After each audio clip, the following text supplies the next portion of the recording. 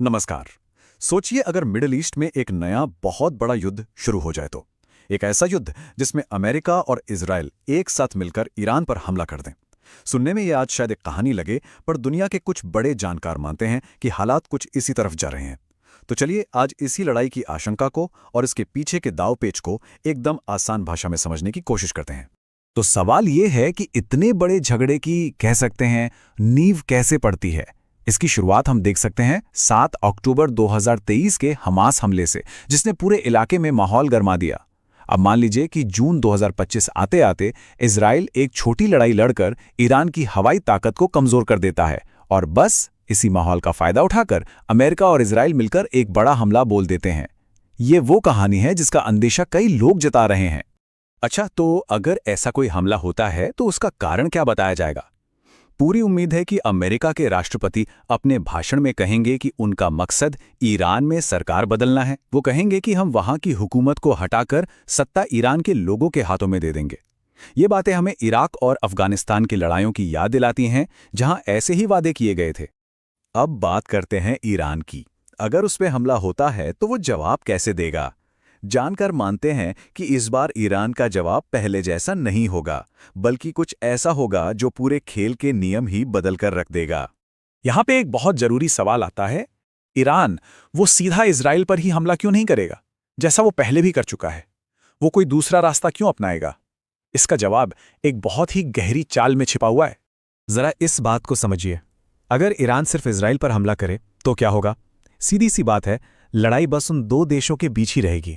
लेकिन अगर ईरान सीधा अमेरिका के सैनिक ठिकानों पर हमला कर दे तो वो इस लड़ाई को पूरे मिडल ईस्ट में फैला देगा और अमेरिका को मजबूरन सीधे इस जंग में कूदना पड़ेगा।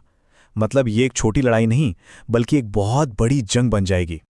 और हाँ, ईरान के निशाने पर कोई छोटे मोटे अड्डे नहीं होंगे। हम बात कर रहे हैं बहरीन में अमेरिका के सबसे बड़े नेवी हेडक्वार्टर्स की, कतर और यूएई में बने उनके बड़े बड़े हवाई अड्डों की, और कुवैत से लेकर सऊदी अरब तक फैले अमेरिकी ठिकानों की।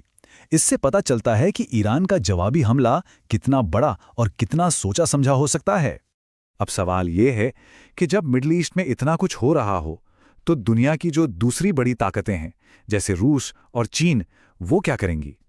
पहली नज़र में तो लगता है कि वो ईरान की मदद को आएंगे, पर असलियत में मामला काफ़ी पेचीदा है। बात सीधी सी है, रूस और चीन चाहकर भी ईरान की सीधी मदद नहीं कर सकते। रूस तो पहले से ही यूक्रेन की लड़ाई में पूरी तरह फंसा हुआ है, और दूसरी तरफ है चीन, जो पैसे से तो बहुत ताकतवर है, लेकिन वो दूसरे देशों की लड़ाई में अपनी फौज भेजने से हमेशा बचता है। ये उसकी पुरानी आदत है। चीन की ना एक और बहुत बड़ी मजबूरी है, इसे कहते हैं मलक्का डिलेमा। अब ये क्या है?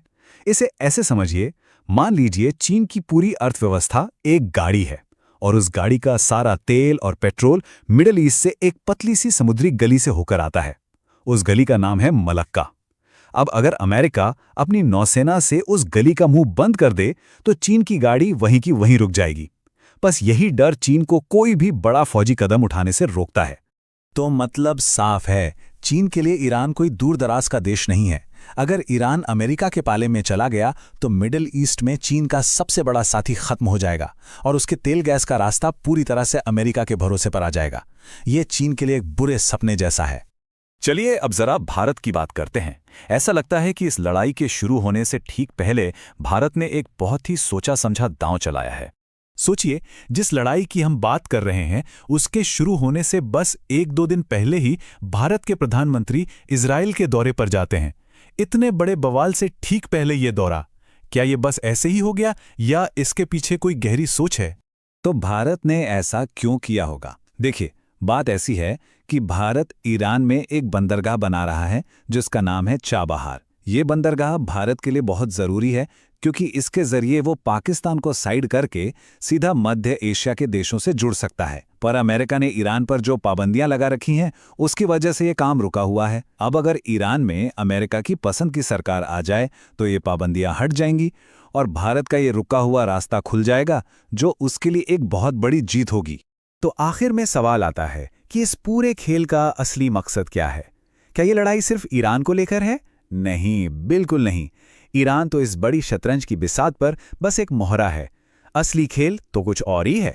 देखिए, आज की तारीख में दुनिया में अमेरिका को अगर कोई टक्कर दे रहा है तो वो है चीन। पैसे के मामले में चीन लगभग अमेरिका की बराबरी पर आ खड़ा हुआ है और अमेरिका के लिए सबसे बड़ी चिंता की बात यही है। तो असली खेल है चीन को रोकना। ईरान को अपने काबू में करके अमेरिका एक तीर से दो निशाने लगाता है। एक तो वो मिडिल ईस्ट पर अपना कब्जा और मजबूत करता है, और दूसरा वो चीन के एक बहुत जरूरी साथी को तोड़ देता है। इससे दुनिया में वो अपनी नंबर 1 की कुर्सी को और पक्का कर लेता है। तो आखिर में एक बड़ा सवाल हमारे सामने खड़ा है, अगर ईरान अमेरिका के खेमे में चला जाता है तो क्या दुनिया का पूरा नक्शा ही बदल जाएगा? क्या एक नए दौर की शुरुआत होगी? ये एक ऐसा सवाल है जो हमें इस पूरी कहानी के असली मतलब के बारे में सोचने पर मजबूर करता है।